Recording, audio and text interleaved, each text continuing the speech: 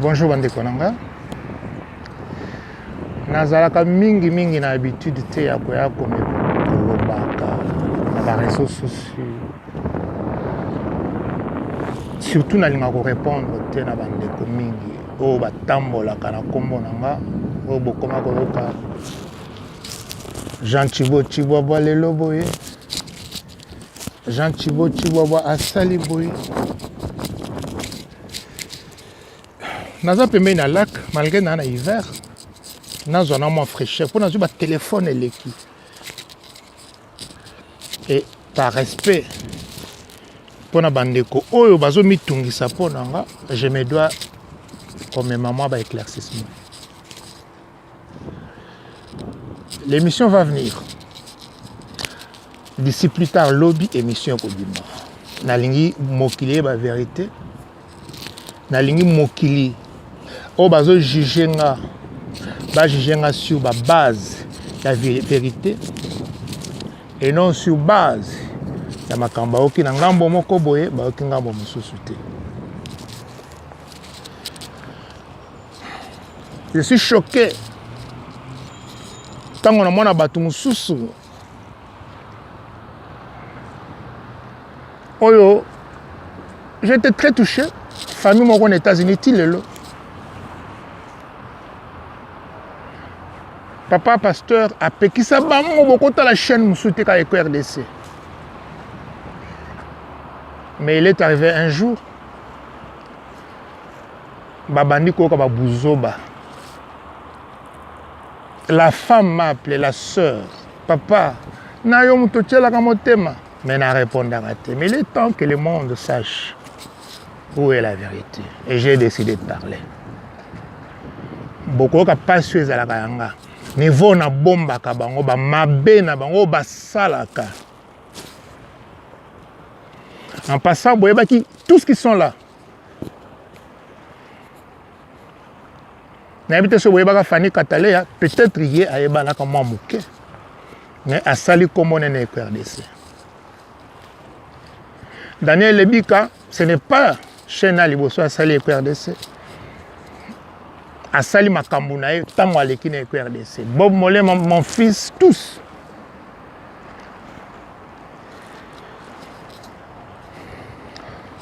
Bible et le but, on ne crache pas dans la main qui te nourrit. Baliami na loboko ya RDC. Na bombi bango pe mingi. Reconnaissance nanga ezali. Et pas baoyanga, Fanny Katale a sali mingi ponanga. Puisqu'il y a des gens oh basali eko na bato eko et sali. Vous allez connaître la vérité sur mi bio mi démon. Daniel Lebika c'est un démon. Je l'ai dit et je ne dis pas en l'air. Nako émission zoya boko comprendre et j'ai des preuves. Nalinga komboma été jamais. Vous connaîtrez ce que ce garçon est capable de faire. Boko yeba tinani na longa et RDC. Vous connaîtrez la vérité sur Bob Molema. C'est mon fils, mon sang. Je l'aime beaucoup, toujours. Et je l'ai béni ici Kazali. Makama Bob kuti na kolo belanga on terme comme la biso la famille, to biso la famille. Na bali mami sa chama, je vais en parler sans détour. Na ko bomba eloko moko te, il est arrivé un moment que boye banyonsa. J'en ai marre que mon nom soit souillé. Faut-il le banda RDC salama. Mouton a mon que à Longwa et RDC par faute à Jean Thibaut s'appelle Maman Coquette Sassa. En dehors bango tout. Son bandi ko pesa bino ba raison comme na ko pesa lelo na émission. Il y a des parts il y a bio démon. Bokoyeba. Puisque ce garçon a deux visages. Visage n'est bien ou a gentil, soit on a un visage n'est à Kiyanke. Bokoyeba qui est Daniel. Mais la grande mingi tango bokoyeba c'est qu'il m'a fait moi. Et moi, je ne parle pas en l'air, je parle avec des preuves. Tant que vous voyez, c'est que ces garçons, là, degré à haute trahison, peut-être, oh, fini, pardon, pardon. Merlin Niwa, ce garçon qui est venu et pas en rampant. Merlin, puisque c'est un garçon que j'aime beaucoup. Le seul garçon à Kinshasa, le roi n'a toujours n'a toujours à Talinga Nandaku. Ouais, papa. Oh, papa, abimi, ake ouais, abazana nani abimi yemoko. Atikinyon soit bandi ko lukanga.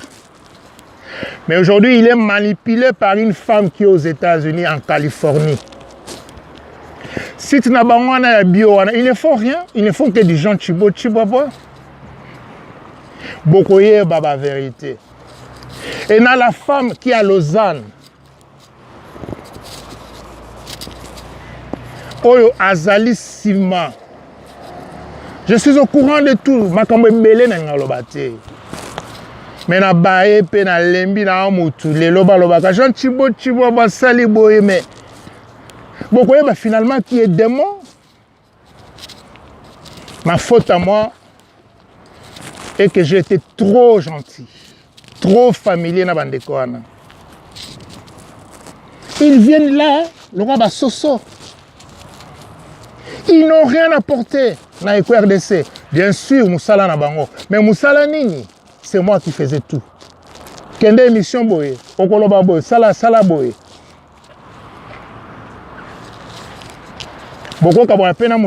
Mais quand tu vas sur une base de mensonges, comment on va mensonge sur une personne? J'aime pas me justifier. En passant dans mon émission Basali, j'ai béni Dieu pour ma maman Carmen Moulumba, qui est rentrée pour l'obana Daniel. Arrête de mentir, c'est ce que tu. Pourquoi ma Carmen Moulumba la bibongo na émission Basali le kinanga le ketchu. C'est puisque maman Carmen Moulumba, elle est au courant de la trahison de Daniel. Lelo bokoye ba comment ce garçon biodémon m'a trahi. J'ai jamais voulu parler. J'ai dit, j'ai connu 2 traîtres dans le RDC. Mon quoi, le Mibimisi, mon sous a tkala ko nazela kae. J'en ai marre. Comme on en est à la suie. J'en ai marre, Yababouzo Bahana. Je ne suis pas parfait. Dieu m'a donné un cœur d'amour. Bon, quand c'est que site local est RDC, on a besoin d'avoir 4 chroniqueurs. Mais non, j'ai voulu donner la chance à Bande Konanga. Naba Oba Eba Nakate. Puisque des garçons comme Daniel Lebi, vous constatez que site na liboso ça les RDC. Non, à Outa Naba site. Ba Eba Kayeka peut-être Naba na quartier na bango. Il est venu, il m'a trahi. On va découvrir comment il m'a trahi. Puisque j'ai décidé de parler. Nalinga lobate ce qui a bimaka lobabouzo bate. Mami Sachama, Nabali Mami Sachama, na Saliboye, Bokoye na émission. Le monde est méchant. Les Congolais, nous sommes méchants. Le cœur de l'homme est mauvais. Ces ingrats. Qui me parlait en regardant ma talon. Ils vont me trahir. Le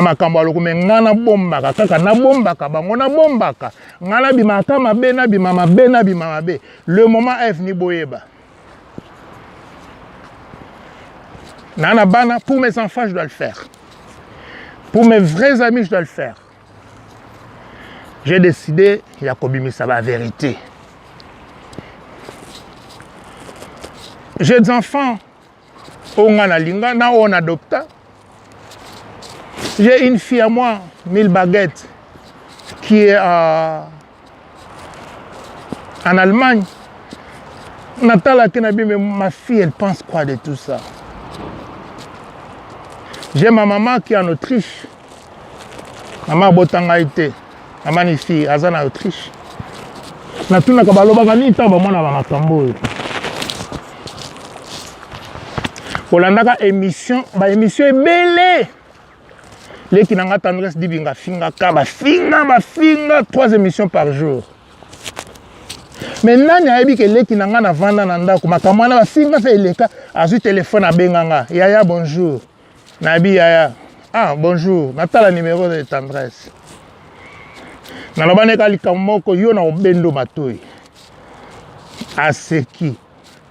Ah papa. Yaya. Soto diembeli simano te ko diembela simanani. À ça la émission à cette suffisant. À ça l'émission Abi, tu sais que je t'aime beaucoup. Nana talango, batala émission quand on insulte.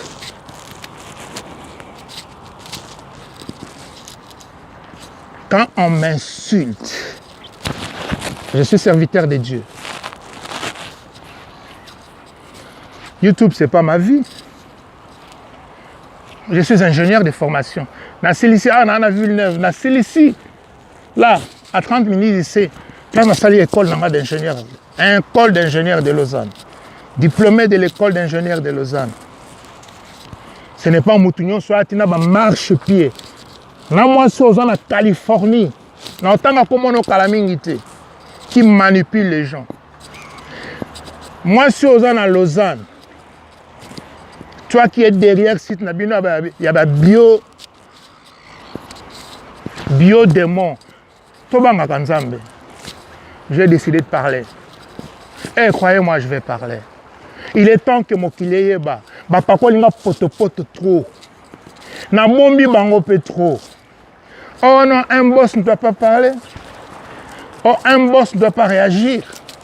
J'ai décidé de parler.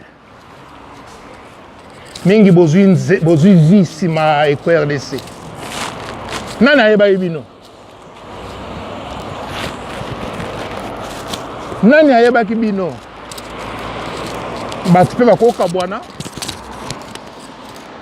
Vous partez dans le mensonge. Nakosa la émission ekobima plus tard lobby. Oyo akomona ke na lobby vérité, c'est son droit. Azonga asa la émission à contredire nga. Ça sera preuve contre preuve. Et tribunal contre tribunal. Trop, c'est trop. Je ne suis marche-pied de personne. Combien qui s'allangait à Boumboute?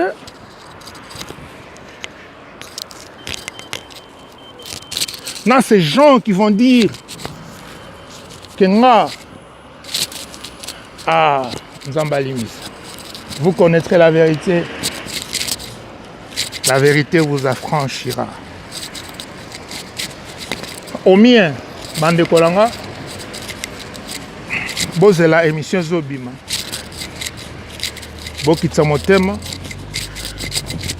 Vous allez vous faire opinion après émission.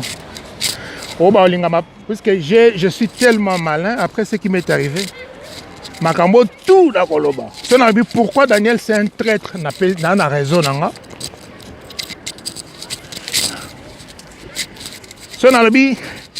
Merlin est manipulé, j'ai mes preuves.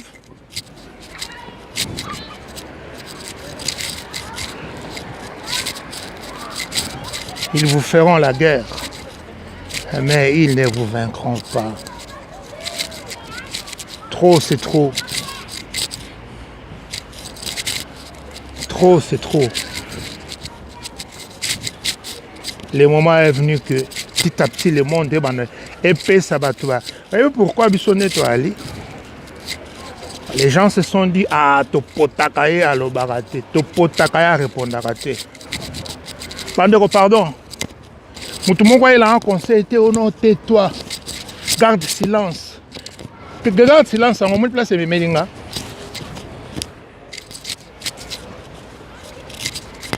Garde silence. Pour ta place mes mélingas. Na comme il marche puis à Moutounians. Que de bad news. Comme Dalia vient de m'appeler pour me dire.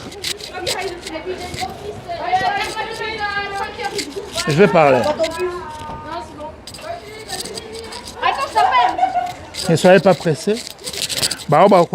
Fingi. Base là. Peut-être que je vais se repentir tant qu'on va la vraie vérité. Parce que quand tu vis avec quelqu'un pendant 2 ans, c'est que tu recevais ton compte. Les gens diraient, mais pour Nani Kakaye. Très bonne question.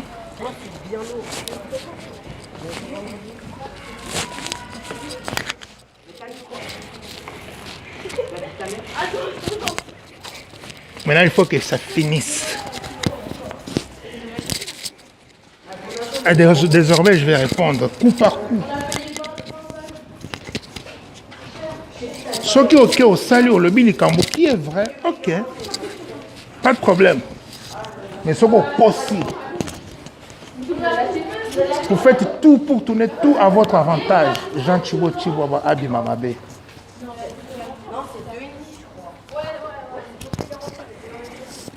Pour moi, sincèrement, na makambo tout est le magasin Jean Chibo Chibo. Ah mais ça na mutu na koyina e. Na koyina Jean Chibo Chibo.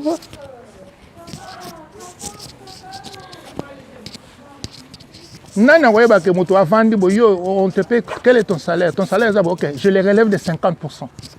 Jean Chibo Chibo. Si toute personne ne touche moins de $150, c'est EcoRDC.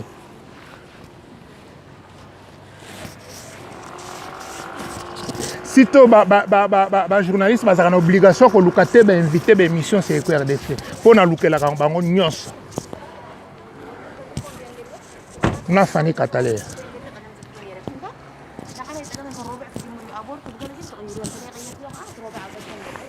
Des ingrats doivent être dénoncés.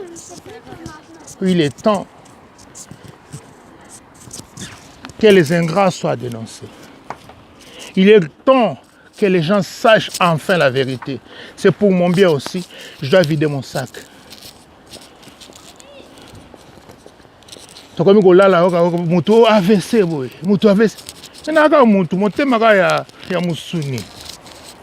Avec les bêtises que vous racontez sur moi. Alors que c'est vous qui me faites du mal. Et je vais le prouver. Et vous le savez.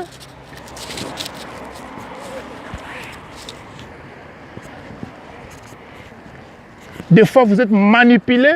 Embarquez bien dans l'histoire, moko. Puisque toi, la fille, tu as voulu avoir une relation avec moi. Na ébisioté, na lingité pour vendre na mosika, na vendre mosika. Pourquoi relation kozala? Na boy relation, tu vas manipuler un merlin. Non, toi, la fille, on a na boya puisque vous êtes femme mariée. Na ne kila na bimala si mariée té. Boké ça la site na bino a biodémon. Tu es derrière, c'est au courant de tout. Maintenant, je dois sortir toutes les vérités. Je dis bien toutes les vérités. Il y en a marre. Trop, c'est trop.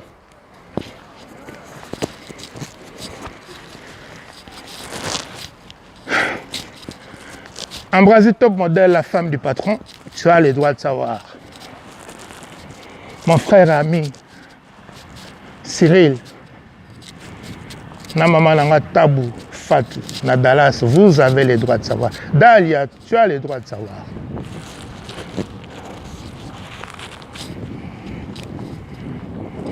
Big salutations à mes enfants. Vous avez le droit de savoir. Jean Chibo Chibo Boboye, Jean Chibo Chibo Boboye. Oh, mais de mon cacat. Le visage que Jean Chibo Chibo a, c'est le même au Kokoute na Balaba. Mon frère parlait.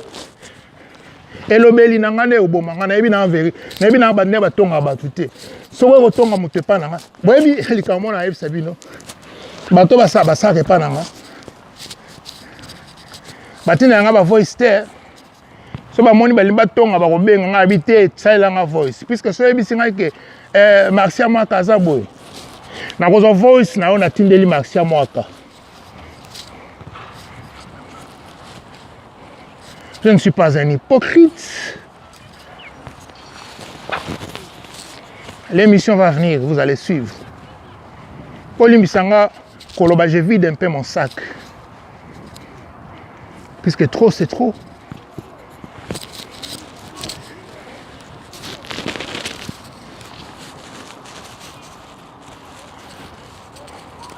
Maman Carmel Moulumba, merci à toi. Puisque yo ebi vérité, j'ai vu ton commentaire dans l'émission à Mi bio mi démon. J'ai vu ton intervention. Puisque yo ebi vérité. Boy ma kamo bio démon à Salanga. Beaucoup est dans l'émission.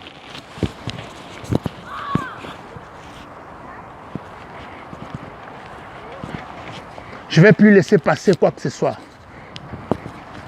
Au Tcheliba, na Tcheliba. Trop, c'est trop. Naka mutu na motema mosuni. Bolina ko fanatika bana nama. Lilo banzambe ni na hotel ya batu ba okanga lisusu.